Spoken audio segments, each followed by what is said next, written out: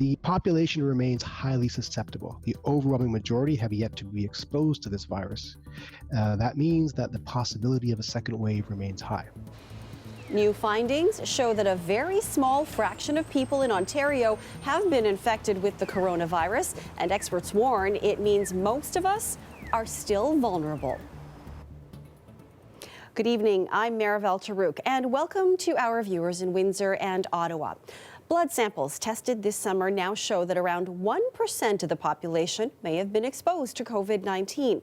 That's higher than official case counts, but as Lauren Pelly explains, experts warn that most people are still at risk of catching the virus.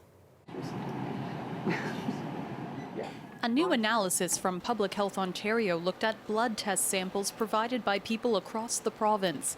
Unlike swab tests, which show if you're currently fighting the virus, this approach can reveal if you've previously been infected. These are called seroepidemiologic studies, which are measuring the presence of antibodies from the virus, which indicates that somebody had been infected with the SARS-CoV-2 virus. A batch of blood samples analyzed in June found 1.1% of people had likely been infected. That would equal roughly 1 in every 100 Ontarians, or around 160,000 people to date. That's more than 4 times the official case count of close to 40,000 people who've had COVID-19. It's still a very small population within Ontario that's been exposed. The population remains highly susceptible. Experts warn while more people had COVID-19 than we knew about, it's not clear how long their immunity will last. And most residents still remain at risk of catching the virus. But the good news, months of hard work paid off in keeping cases fairly low.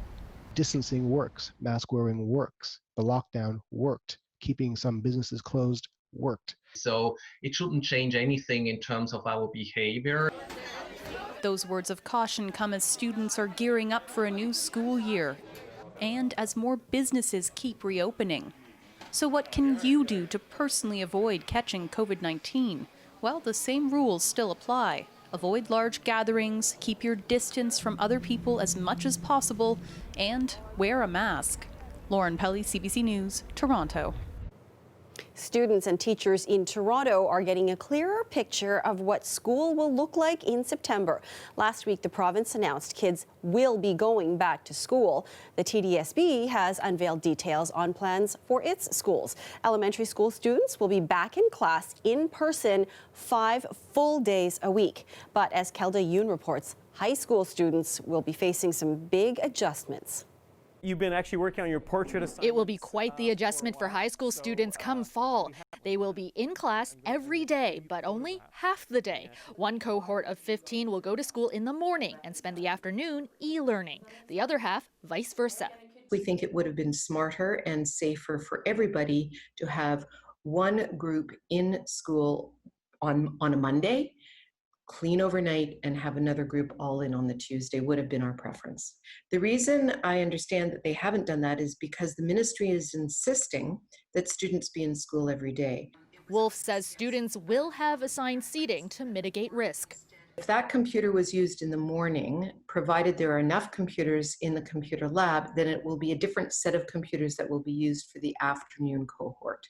Another big change, instead of 2 semesters of 4 courses each, the school year will be split into 4 quadmesters with 2 courses each. Fatima Ahmed, who's going into grade 12, is worried about hybrid learning, even though her high school in Halton has yet to release specific details.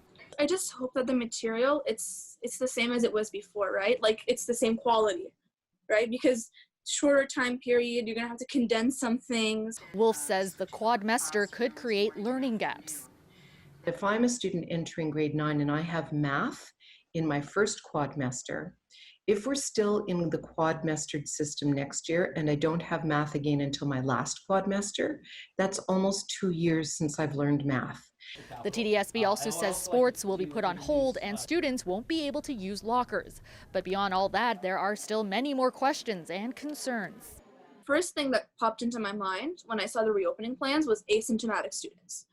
There are people that are asymptomatic and like the thing is, when do you realize that they have it if they're asymptomatic? If you've got a school of 1,000 students, how do you stagger school entry? How do we keep kids engaged for 2-hour or 3-hour classes. Still, so much is up in the air. The TDSB is holding a special meeting tomorrow to finalize their plan before submitting it to the Ministry of Education. Kelda Yoon, CBC News, Toronto. Construction on new bike lanes on Bloor Street between Ossington and High Park is set to begin tomorrow. And for many restaurant and bar owners on that stretch, that means the end of their extended patios and potentially a big loss in business. As Greg Ross tells us, the project is getting expedited because of the pandemic. 4 weeks, Nick Kennedy has had an extended patio on Bloor Street in front of his bar, Civil Liberties. He says he could safely fit 20 people on it. This definitely was what allowed us to very securely write a schedule every week. He says while it wasn't a booming business, it kept his bar afloat. Our goal is to keep our staff employed and pay the rent, and if we can make those two metrics, that's success for us. As of midnight tonight, every extended patio on Bloor Street between Ossington and High Park is being removed to make way for new bike lanes, which came as a surprise to some patio goers today. That seems soon. I didn't know about it. Yeah, I feel like they just got put up. This couple told us they ride their bikes on Bloor Street regularly and are in favor of bike lanes. They're just questioning the timing. We don't feel safe eating inside. I think bike lanes are definitely really important to the city and important to have the right infrastructure for cyclists. Obviously, unprecedented circumstances. It's also important to have outdoor places to be eating right now. Every cyclist we talked to seemed to feel the same. Look, bikes are navigating fine. It's a nice flow. These patios on the street are a good idea, especially during COVID. Keep it up. I'm all about the bike lane, but I also think that this is a great opportunity for places to make money. Many of the business owners say they are in favor of bike lanes, but wondering why the city hasn't been willing to hold off on putting them here until after patio season. It'd be really nice, particularly if we're going into another period of potential close down, to capture as much business as we could right now and service our community to the best of our ability and as safely as possible. We reached out to a number of the city councillors who have been pushing for these bike lanes to get a comment, but we were either told that they weren't available or they just didn't get back to us at all. Some of these business owners tell us that without patios like this one, they could be forced to close their doors altogether. Greg Ross, CBC News, Toronto. It was Canada's first all-female boxing club, but for many people who trained here, it meant much more than that. It's a place to feel your own strength, which I think is very important. I'm Talia Ricci, and coming up, as Toronto Newsgirls Boxing Club shuts down, we reflect on 24 years of memories with the founder and some of the members here.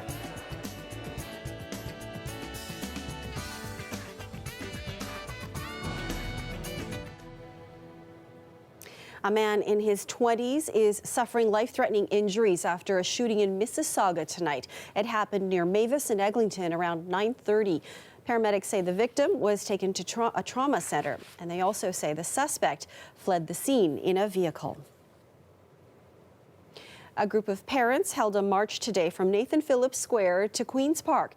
They're calling on the province to do more to empower Black students. If we really want to see change, let us start from kindergarten right to grade 12. Let us change the way we teach our children. It's for teachers to hear us. It's for parents to hear us. It's for government to hear us. It's for allies to hear us. The change starts today. The march was organized by Parents for Black Children. It's in response to a number of promises made by the province to address racial inequality in Ontario schools, including the scrapping of streaming and suspensions for younger students. The group says these measures are not enough to stop what they call the school-to-prison pipeline. It starts in grade 2 when a little black boy is given the Athlete of the Year award, but not the math award, even though he's a scholar. That's when it starts. It starts when Black parents come to a parent-teacher interview and are meant to feel like they are too aggressive. They're being too loud because they're fighting for their kids. Streaming happens throughout the system. Protesters are asking for more accountability, anti-Black racism training for teachers, a change in curriculum to include Black history and experience, and for police officers to be pulled from all Ontario schools. The group says they'll be planning school walkouts come September if they're not able to speak with Minister Stephen Lecce about their demands. Well, today marks exactly 3 months until the U.S. presidential election, and Americans in this country are mobilizing to make sure U.S. citizens living here register to vote. The stakes, of course, are enormous, and one former U.S. ambassador to Canada believes the votes cast outside the U.S. could decide who wins on November 3rd. Katerina Georgieva has more. 2020 is important because our democratic institutions themselves are under threat. American democracy itself is under threat. Diana English is a volunteer with Democrats Abroad Canada. Her group is taking action to reach as many Americans in Canada as possible. There are a couple hundred signs like this one throughout the city, and the hope is that it'll get the attention of enough Americans here in Canada to sign up and vote. The signs put up by the group lead eligible voters to this nonpartisan website. It's called votefromabroad.org. It's one of the ways in which Americans can register their absentee ballots. Republicans are also promoting the cause with websites like republicansoverseas.com. I'm here to say that I think Americans living outside the United States may be the deciding factor in this upcoming election. Bruce Heyman is the former U.S. ambassador to Canada. This is the most consequential election I think America's faced, at least for those that are alive today. There are more than 600,000 American citizens living in Canada who were eligible to vote in the U.S. election in 2016, but only about 5% actually cast their ballots. Heyman says the country needs those citizens to step up and get President Trump out of office. Democrats say this election is critical. Our country is off balance. The ship is listing, and we are creating so much damage as a result of, electing, a reality TV show host to be our president. And so we need help. English says the push to get voters on board has been working. We are seeing an uptick in registrations, particularly this summer, but I think it's still far from enough, and it's still far from the number of people here who can vote. Some voters, like dual citizen Justin Fletcher, don't need convincing. Well, this election is so critical. I mean, I think this is the last, if Biden doesn't win, I think this is the end of American democracy. Canada is home to more eligible American voters than any other country, and Democrats like English say that can be the deciding factor in this election. Katerina Georgieva, CBC News, Toronto. After 24 years, Canada's first all-female boxing club has closed. Toronto Newsgirls Boxing Club has been a staple in the community, but the club couldn't make it through the financial struggles of COVID-19. Talia Ricci talked to some of its members about the importance of the space and some of their favorite memories. For the women who trained and fought at Toronto Newsgirls Boxing Club, it's tough to see the ring torn down and the gloves up for sale. I'm still sort of reeling from the fact that it's really closing. So I think just seeing the place is very emotional. It's been a safe place for a lot of people, including me, for a long time. Founder Savoy Howe started boxing in 1992 after seeing a photo of a woman wearing boxing gloves. Her first fight was also one of the first female fights in Toronto. Around that time, there was a lot of gay bashing, so I knew that I was going to need something, because I don't want to be the type of person that walks around scared. More than 2 decades later, thousands of people have come through her doors. I've run programs for survivors of violence. We have the first trans gym policy in Canada. We have had a lot of members who have mobility issues. New Canadians, Indigenous programs, we've done it all. We got a food bank. Many who walked into the club with no experience ended up falling in love with the sport. Jen Danch started with a goal of one fight. Once it was one, then it was like, let's do another one and let's do another one. And then the next thing, 7 years had passed, and 21 amateur fights later, this had become a huge part of my life, a big part of my community. The combination of COVID-19 related financial struggles and operating with new safety measures will shut the doors of this club for now. But Howe remains optimistic for the future of the community she's helped build. It's going to be better, and it's going to be hard. It's going to be hard to top that, but somehow it's going to be better. The women influenced by the coach and this place reflect on what they gained from their time here, including things they maybe weren't expecting. That I would build friendships that I would have my whole life, and that of women that you would call on during your hardest times that would always be there. That's what's unique here. Yeah. Talia Ricci, CBC News, Toronto. The Immigration and Refugee Board has resumed in-person hearings today, and that's making some lawyers nervous. For clients, I think it is an added stress and concern. We'll bring you more details on why that's the case after the break.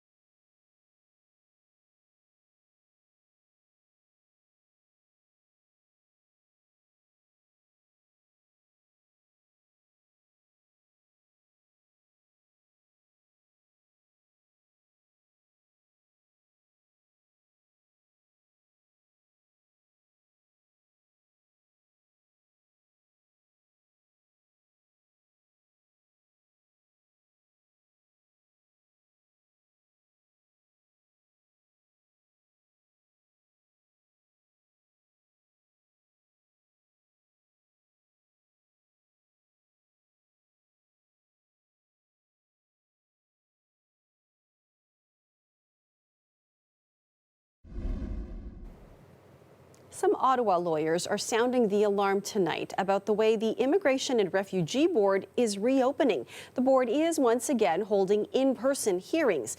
The agency has put all the health precautions in place to protect against COVID-19. Still, some lawyers think the hearings should be virtual.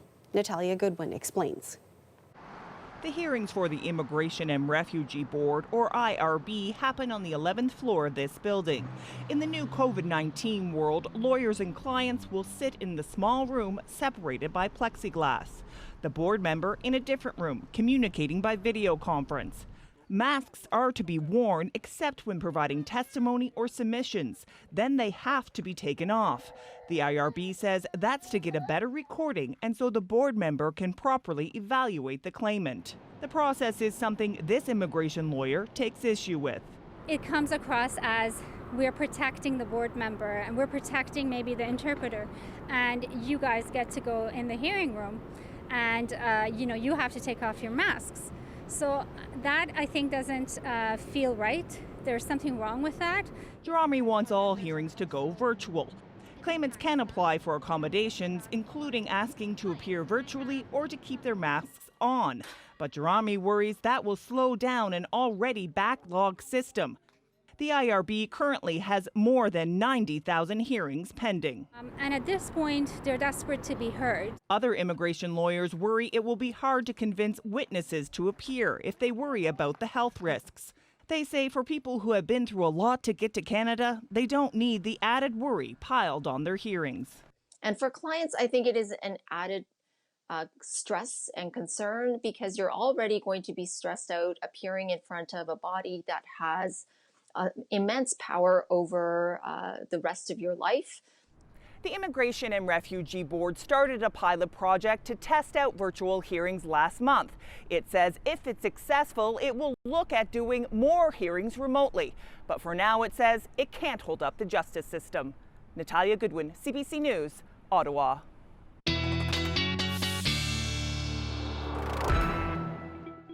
Meteorologist Colette Kennedy is here with a look at the forecast. Boy, Colette, did we ever weather a long weekend forecast, all the storms over the weekend? Yeah, busy weekend, Maribel, that's right. Active weather yesterday in Ontario with some tornadic activity, and then again today with severe weather. Also having to get used to some cooler temperatures. I mean, July was incredible with the heat, and then the first few days, all right, the first day of August with the heat at 30 degrees in Toronto, and then cooler, a little bit cooler today. Afternoon temperatures look like this, so mid-20s. I mean, it's not bad or anything. It's just a little cooler than we've been used to.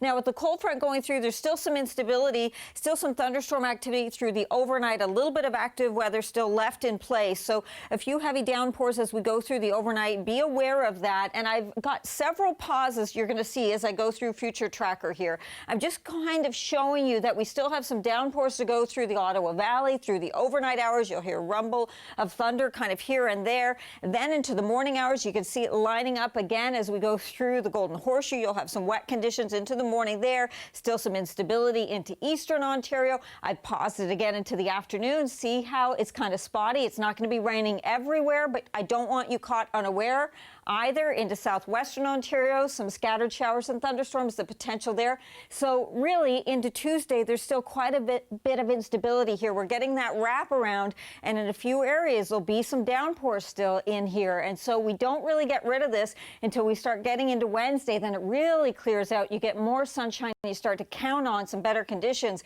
And, you know, the temperatures are going to stay down for a couple of days. And then as we get towards the end of the week, the heat's going to start to move back in. So as we get towards Friday and in towards next weekend, we'll see those temperatures rising once again, but staying a little bit cooler here for a few days. A little bit of patchy fog overnight tonight. That'll be mixed in too. That'll burn off towards tomorrow morning. So it'll be a little bit of reduced visibility in the early morning hours, and then it will get a bit better here. So mid-20s in terms of your temperatures for the Windsor area tomorrow afternoon. GTA, it looks like this, 18, 19 for the overnight lows tomorrow. Now, there's still going to be a humidex here. It's going to feel like about 30 to 32. You're going to find that for the Ottawa Valley as well for tomorrow afternoon. Kingston, 18 degrees overnight tonight. For your sleeping temperature, 24 tomorrow afternoon. Ottawa, about 22.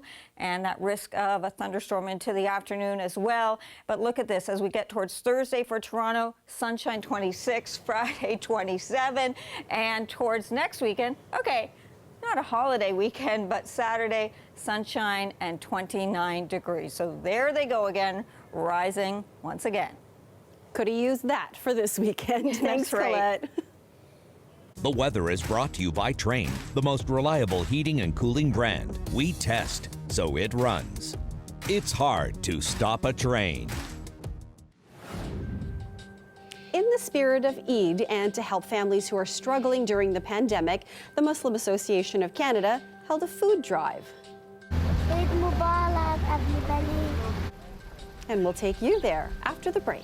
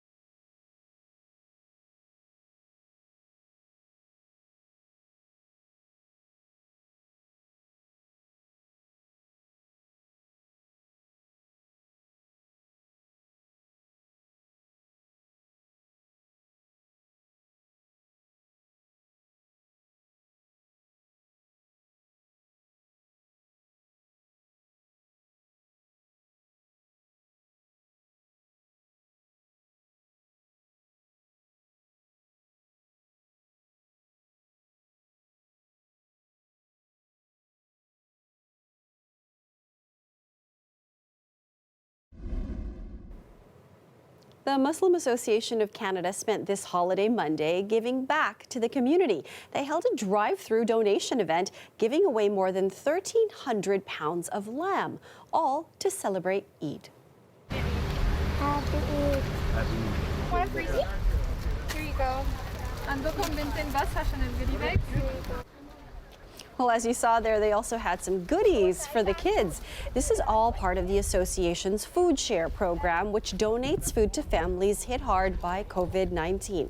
Since mid-March, the group has been serving 200 families per week. Today, they expected to give food to more than 250 families.